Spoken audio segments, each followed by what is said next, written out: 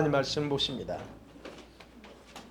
로마서 10장 13절에서 15절입니다. 오늘 이 파송식에 오신 여러분 환영하고 축복합니다. 특별한 시간이잖아요. 그래서 여러분이 하나님의 특별한 주님께서 이 시간을 얼마나 기다렸는지 모릅니다. 여러분이 기도하시면 그걸 느낄 수 있어요. 로마서 10장 13절에서 15절 찾으셨죠? 같이 보겠습니다. 시작. 누구든지 주의 이름으로 부르는 자는 구원을 받으리라. 그런즉 그들이 믿지 아니하는 일을 어찌 부르리요? 듣지도 못한 일을 어찌 믿으리요? 전파하는 자가 없이 어찌 들으리요? 보내심을 받지 아니하였으면 어찌 전파리요? 기록된 바 아름답도다 좋은 소식을 전하는 자들의 발휘함과 같으니라. 아멘. 오늘 저는 파송식 예배하면서 마지막 때 우리 성도들이 해야 될 반드시 해야 될 일 두 가지가 뭔가를 살펴보려고 합니다. 우리가 살고 있는 시대를 다들 마지막 때라고 말합니다. 근데 마지막 때는 마지막 때인데 제가 뭐라고 그랬어요? 마지막 때 그 최고의 마지막 시즌에 이미 들어와 있다라고 말씀드렸습니다. 그렇다고 하면 이 말은 무슨 말이냐면 온 땅에 이미 복음은 거의 전파됐다는 의미예요.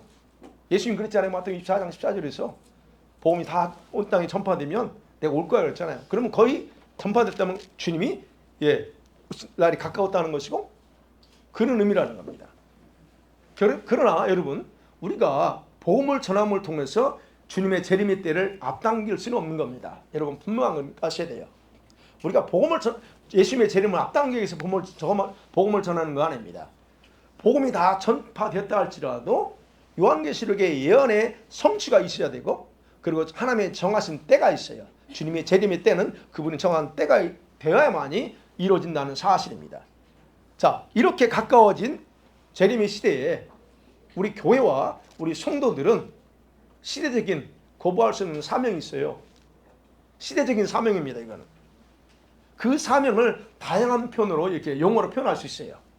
그렇지만 저는 그 사명을 반드시 준비해야 될 사명이다라고 저는 이렇게 말씀드리면서 두 가지, 여러 가지가 있겠지만 저는 딱 두 가지만 말씀드리려고 합니다.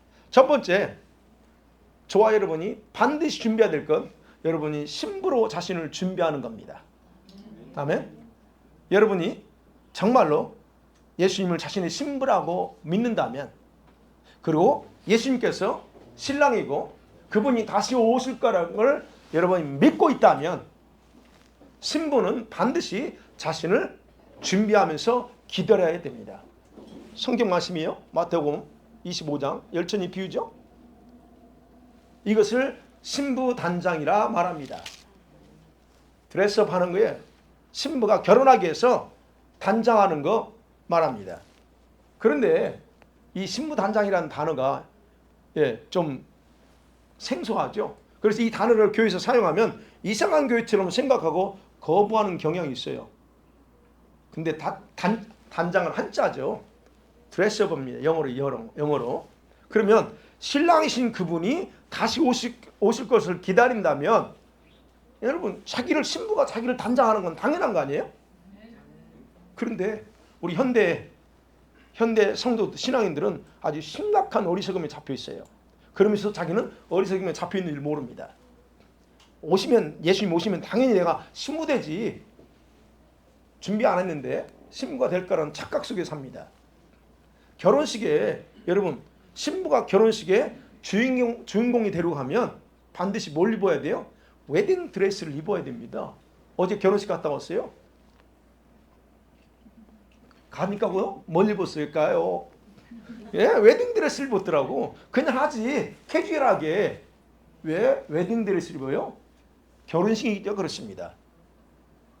똑같은 얘기예요. 여러분 신부가 결혼식의 주인공이 되려면 드레스를 입어야 됩니다. 성경은 그 드레스를 뭐라고 하는 줄 아세요? 예복이다 표현되어 있고 또는 흰옷이다 표현되어 있고 또는 세마포다라고 기록되어 있기도 합니다. 안타까운 것은 이 예복은 모든 성도들이 입지 않고 있다는 겁니다. 어떤 성도들은 이 예복을 구원받은 자들이 다 입고 있다라고 그렇게 알고 있는 사람도 있습니다. 전혀 그렇지 않습니다. 근거 없는 얘기입니다. 여러분 구원의 옷만 입고 있어요. 구원의 옷. 그걸 가지고 신부의 옷이라고 흰 옷이라고 착각합니다. 더 이상 그 얘기는 제가 설교를 많이 했기 때문에 그 설교는 안 할 거예요. 여러분 그러니까 분명한 그럼에도 불구하고 변경할 수 없는 사실은 여러분이 믿건 안 믿건 변경할 수 없는 사실 그거는 신부가 이 흰 옷을 입지 않고서는 결혼식에 참여할 수 없다는 사실이에요. 드레스는 신랑이신 예수께서 자신의 신부가 되고자 갈망하는 사람들 그러면서 그걸 얻기 위해서 회개하면서 기도하는 사람들에게 입혀주십니다. 여러분이 갈망하지 않으면 흰 옷 입혀주지 않습니다. 드레스 안 입혀줘요.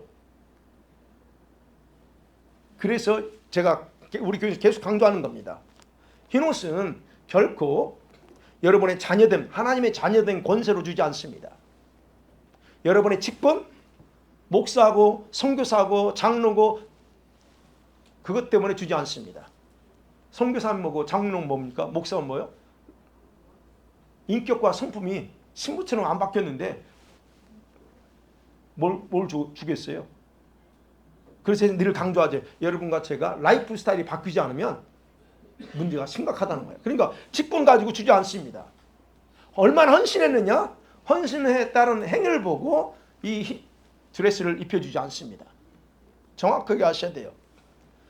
그리고 왜 우리가 이 드레스를 입어야 되나? 그 중요한 이유 중에 하나가 뭐라고 그랬어요? 신랑이 오실 때에 재림이죠. 오실 때에 그분이 픽업의 기준이에요. 신부 픽업의 기준이 바로 드레스입니다. 여러분 주님께서 재림하신 이유는 다시 온다고 했던 자신의 약속을 성취하는 거잖아요. 그러면서 동시에 휴거라는 말을 우리 많이 들었죠. 휴거는 어떤 사건입니까? 휴거는 그렇게 신부로 준비된 성도들을 픽업하는 사건이 휴거입니다. 아무나 휴거 일어나지 않아요. 아무나 휴거되지 않습니다. 제가 이렇게 당당하게 말하는 이유가 있죠. 그러니까 여러분 아셔야 돼. 결론적으로 뭐예요? 예수님의 재림의 분명한 목적은 뭐냐? 자기 신부를 픽업하기 오는 시간이에요. 픽업하러 오는 시간. 그러니까 신부로서 자기를 단장하지 않고 살았던 많은 성도들, 많은 선교사들, 많은 목사들이 대환란에 남겨지게 됩니다. 이런 선교하면 저를 비난해도 상관없어요. 그건 사실이니까. 수많은 목사들이 남습니다. 근데 여러분 아셔야 될 거는 대환란에서의 생활은 우리 신앙인들이 살아남기 최악의 환경이에요. 결코 살아남기 쉽지 않은 환경입니다. 그때 어떤 시대요? 디지털 감시 시스템의 감시를 받는 디지털 시스템에서 벗어날 수 없는 환경이에요. 여러분 어디 가든지 여러분 다 추적이 됩니다. 우리가 그런 시대에 들어가고 있잖아요. 이런 시대예요. 대환란은. 근데 이것보다 더 심합니다. 이런 시대에서 여러분이 어디 가서 살 수 있다고요? 짐승의표를 안 받으면 살 수 없는데 어디가 살 수 있냐 이거예요. 여러분이 짐승의표를 안 받으면 다 감지합니다. 누가 안 받았는지 다 감지합니다. 드론으로. 드론은 센서가 있어서 다 감지해버립니다. 이런 시대예요. 그럼 우리가 어디 가서 살 수 있냐 이거예요. 그래서 제가 안타까운 거예요. 디지털에 의존적이고 길들여져 있는 젊은 층이 가장 고통스러운 기간이 바로 이 기간이에요. 그래서 참 요즘 우리 아이들과 청년들이 참 많이 안쓰러운 그런 세대이긴 합니다. 어찌됐든 그래서 얘기하는 겁니다. 이 마지막 때에는 우리가 가장 먼저 우리 교회가 성도들이 해야 될 건 이 신부로서의 드레스를 준비해야 된다. 입어야 된다. 그래서 얘기하는 거예요. 아직 신부 드레스를 입지 않는 성도들이 우리 교회는 있고 청년들 있어요.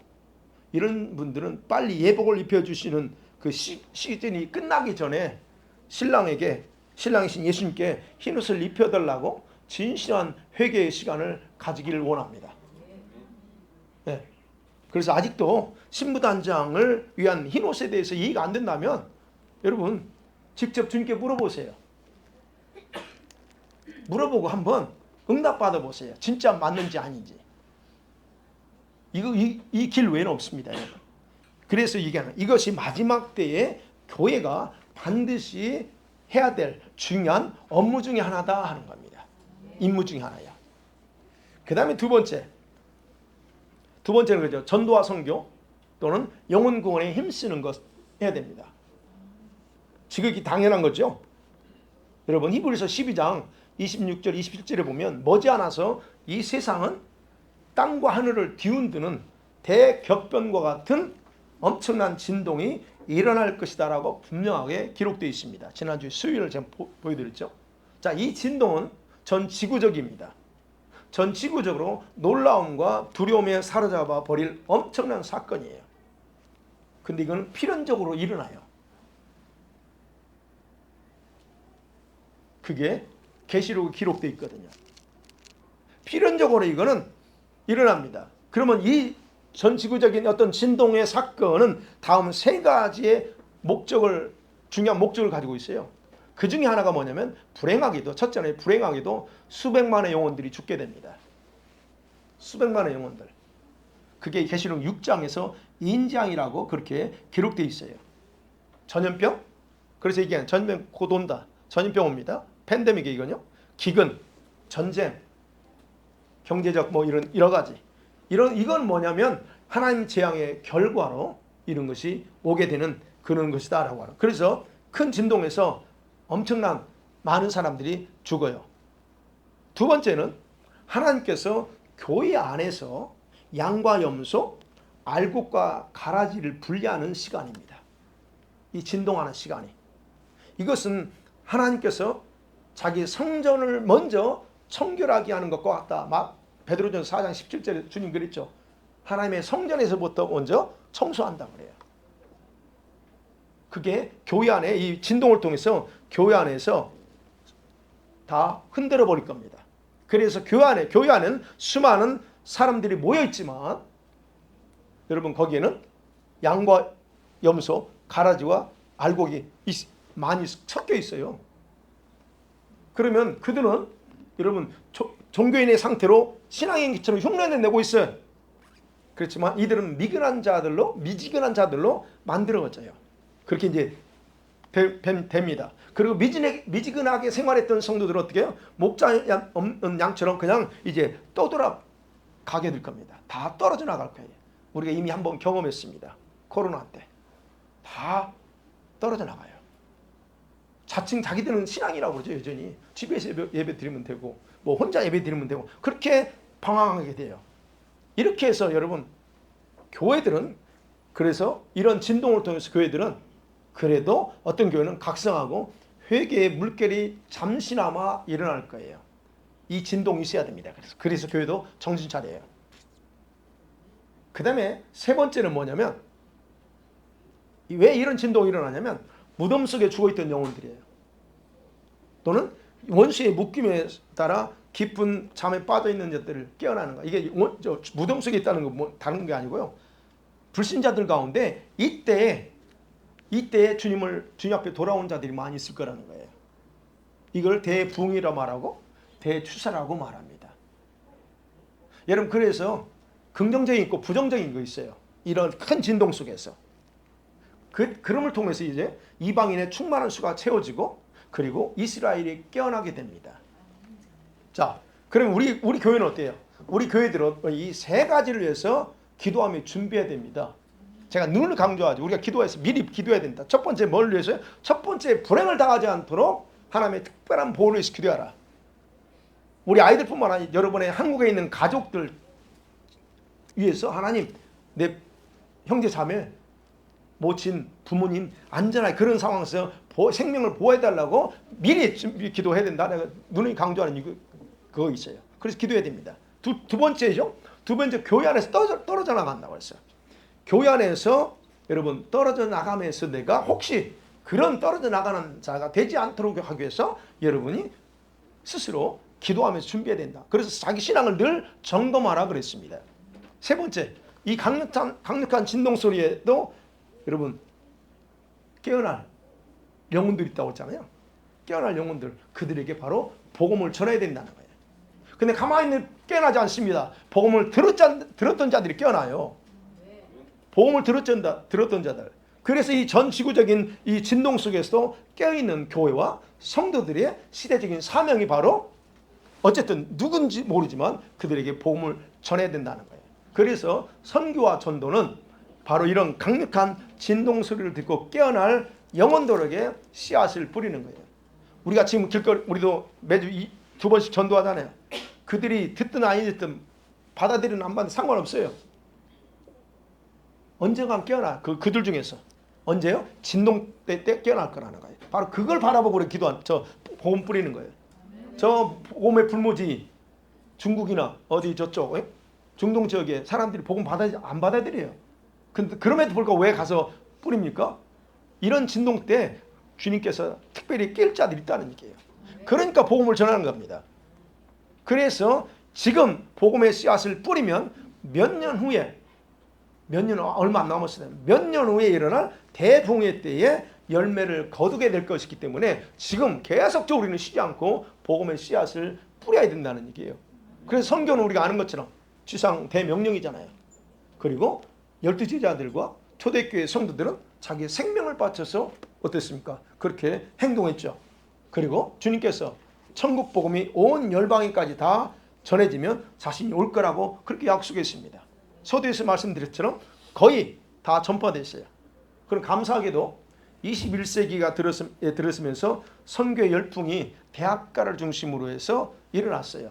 세계 곳곳에 선교사로 헌신해서 복음을 전했습니다. 해시태그이라고 오늘 광고 나왔죠. 그것도 하나의 젊은 층들, 대학생들이 선교 운동이었어요. 예. 이런 일들이요.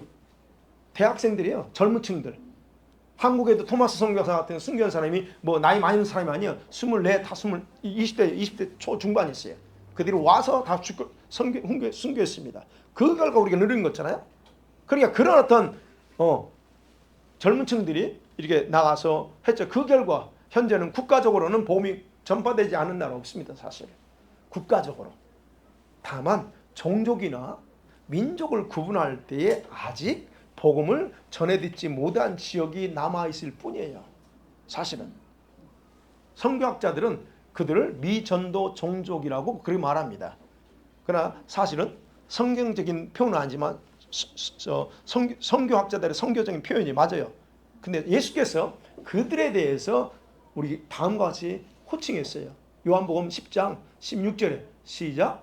또 이 우리에 들지 아니한 다른 양들이 내게 있어 내가 인도하여야 될 터이니 그들도 내 음성을 듣고 한 무리가 되어 한 목자에게 있으리라. 예, 이 우리 주님이 알고 있는 주님 자신이 알고 있는 그 우리 양무리에 들지 않는 양들이 있어요. 유대인뿐만 아니라 이 양무리에 들지 않는 이들을 끌어와야 돼. 그래서 말이죠. 그들도 인도해야 돼. 근데 어떻게 인도하냐는 거예요. 바로 이래서 선교사들이 우리 지역에서 지역 전도자들이 복음을 전함을 통해서 하는 겁니다. 그래서 그들이 이런 주의 음성을 듣고 목자 된 예수께 붙어 있어야 돼. 바로 이들은 대부분 다 이방인들이에요. 이방인들. 유대인 빼고는 다 이방인입니다. 그죠? 이방인들이에요. 자, 그래서 로마서 11장에서는 여러분 이방인의 충만한 수가 다 차면 어떻게 돼요? 유대인들이 돌아온다고 그랬잖아요. 그러면 지금은 이방인의 충만한 수가 거의 제가 계산해 볼 이제 이게 이 상황 볼 때 99%는 다 꽉 찼다고 봐야 돼요. 99%. 100%인데 1% 남았어요. 그래서 이방인을 향한 복음의 문은 점점점 닫혀지고 있어요. 근데 그럼에도 불구하고 왜 복음을 전해야 돼요? 아니 뭐 99%는 다 끝난 거 아닙니까? 아니 주님께는 100%예요. 1%가 남았어요. 여러분 1%가 몇 명 정도 될까요? 여러분 1%의 양들이 돌아오기 위해서 주님이 복음 전하라는 거예요. 1%가 작은 수 같죠? 그게 10만 명이 될 수 있어요. 1%가. 그러면 여러분 니느웨를 멸망시키지 않는 게 앞뒤 분간 못하는 영혼 몇 명이요? 네. 그 영혼 생각해서 주님이 멸망시키지 않았잖아요. 그렇다면 1%가 얼마만큼 많은 영혼들이 있냐 이거예요. 그러니까 복음을 전해야 된다는 거죠. 그 1%가 복음을 듣지 못한 그 지역에 가장 많을 수 있어요. 1%가. 그리고 소돔과 고모라 같은 우리가 살고 있는 이런 대도시에 거기 있을 수 있습니다. 그래서 이들이 복음을 들어야만 그들의 영혼이 복음에 반응하고 깨어날 수가 있는 거예요. 본문에서 바울이 강조하는 것 바로 이겁니다. 그렇죠? 바울이 복음을 전하는 자가 없는데 어떻게 듣냐 이거야. 듣지 못했는데 어떻게 그 메시아 예수야를 구원자라고 믿을 수 있겠느냐고요. 그러면 무슨 말이에요? 누군가가 전해줘야 된다는 거예요. 그리고 아직 복음을 듣지 못하고 아직까지도 예수야 이름은 알지만 그들이 진짜 예수야가 왜 예수야인지 구원자인지를 들어보지 못한 지역이 우리 흔히 말하는 그쪽 지역이야. 근데 거기에 가서 선교를 하는 겁니다. 그래서 누군가는 그리스도의 대사로서 나가야 된다는 게 바로 바울이 오늘 본문에서 말합니다. 초대교회 선교 사역이 여러분 지역의 교회를 세우고 땅끝까지 증인되는 사역이었어요. 그런데 이 마지막 때는 어떤 사역을 초점을 두면 대부흥과 추수를 위해서 씨앗을 뿌리는 사역입니다. 그 씨앗을 뿌리러 가는 거예요. 젊은 층들에게 또 뿌릴 거고, 그래서 얘기하는 겁니다. 그렇기 때문에 여러분 선교사들은 성기지에서 복음을 듣지 못한 영혼들에게 위에서 그 영혼들을 존재하는 것이고, 우리 지역 전도자, 우리 교회 같은 교회는 지역에 있는 지역 전도, 지역에서 복음을 거절한 자들을 위해서 필요한 거예요. 그게 다 필요합니다. 그래서 마지막 때에 이 복음을 전파할 수 없는 선교 현장에 누군가는 가서 어쨌든 씨앗을 뿌려야 돼. 그런데 감사하게 젊은 우리 두 친구가 가서 복음을 씨앗을 뿌리겠다고 합니다. 얼마나 감사해요. 그래서 선교 현장에 가서 복음을 전하는 선교사들이 진짜 많이 필요합니다. 특별히 그쪽 지역은 더 많이 필요해요. 왜냐하면 선교 현장이 아까 말씀드렸죠. 선교 현장이 가장 복음을 듣지 못한 영혼들이 많기 때문이에요. 앞으로 일어날 대부흥과 추수는 지금 저와 여러분이 우리 선교사가 얼마나 많은 사람들에게 복음을 전파했느냐에 따라 달라져요. 이렇게 복음을 쉬지 않고 전파해야만 하는 것이 바로 이 두 번째 교회가 반드시 저와 여러분이 해야 될 사역 중에 하나다라고 하는 겁니다. 사랑하는 성도들 말씀 맺어볼게요. 우리 교회처럼 크지 않는 교회에서 한 가정이 자신을 선교사로 헌신하고 또 그들을 선교 현장에 파송하는 것은 흔하게 일어나는 일은 아닙니다. 제가 지금까지 20대 때부터 신학 공부하면서 한 번도 교회 섬긴 교회에서 선교사 파송한 적이 없어요. 물론 선교사 후원은 합니다. 우리 교회도 후원 명단이죠. 후원하는 거하고 파송하는 달라요. 저희 교회 같은 경우는 약 11년, 제 경우 11년, 12년 정도 된 것 같아요. 우리 아이들이 유스에 있을 때 그때 약 한 30여 명 우리 유스가 많았어요. 그래서 그때 그 유스들을 키우며 나갈 때 하나님께서 그들을 사용할 거라고는 그런 예언적인 말씀을 있었어요, 사실은. 그래서 반드시 우리 애들 쓰실 거라는 저는 그런 기대가 있었고, 지금도 우리 우리 주일학교 아이들도 하나님 쓸 거라고 내가 그런 기대가 있어요. 그래서 RGM이에요. 리바이벌 제너레이션이에요. 자, 이런 그게 있었어. 근데 그들이 성장하면서 이제 각자 학업에 따라 이렇게 뿔뿔이 흩어졌죠. 저는 그들이 뿔뿔이 흩어졌지만 그들이 지금 어디에서 뭘 하고 있는지 알지 못하지만 그곳에서 나름대로 하나님이 하실 거라고 저는 믿어요. 그런데 생각지도 않게 하나님께서 몇몇 학생들을 준비시켜서 자신을 위해서, 하나님 자신을 위해서 이렇게 하나님이 하신 거예요. 위해서 헌신하도록 훈련시켰다는 것이에요. 그 영광스러운 순간이 바로 지금 그 훈련의 결과, 오늘 첫 열매를 보는 겁니다.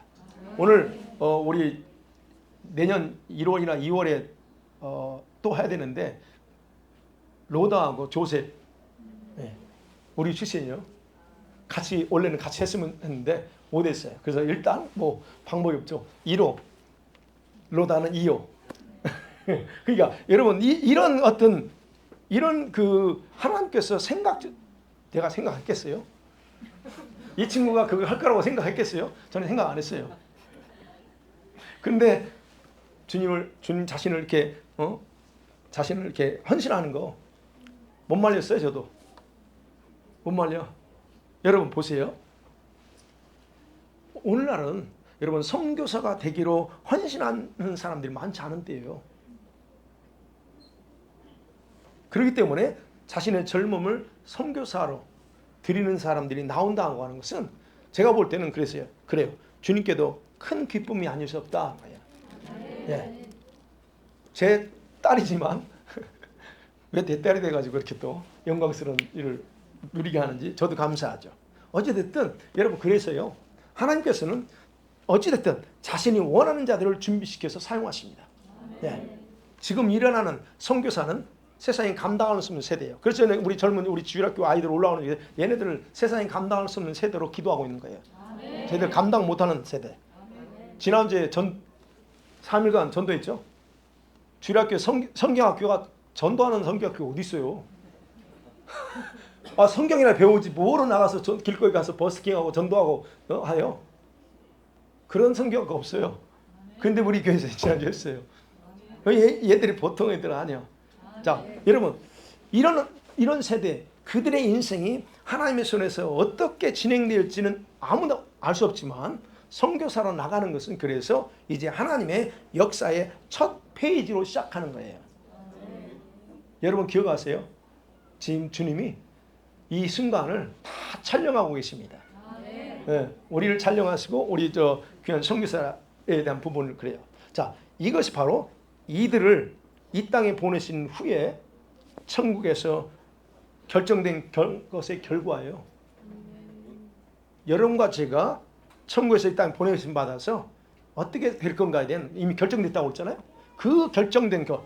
그래서 이들의 미래는 바로 그분의 계획 속에서 그분의 뜻을 이루는데 실패하지 않을 것입니다. 우리 아이들도 마찬가지로 모두가 다 그럴 것입니다. 그래서 바라기는 우리 교회 청년들 많지는 않지만 우리 청년들 같이 라이즈업 했으면 좋겠고 우리 교회학교 아이들 중에서도 이 마지막 때에 하나님의 나라의 역사책이에요. 역사책에 새로운 이름을 등록하는 그레이스 브랜딘 1호고 그 다음 2호, 3호, 4호, 5호가 이런 헌신된 우리 자들 또는 부흥의 세대들로 모두가 다 일어나고 우리 어린들도 마찬가지고요. 그렇게 모두가 쓰임받기를 간절히 축원합니다. 아멘.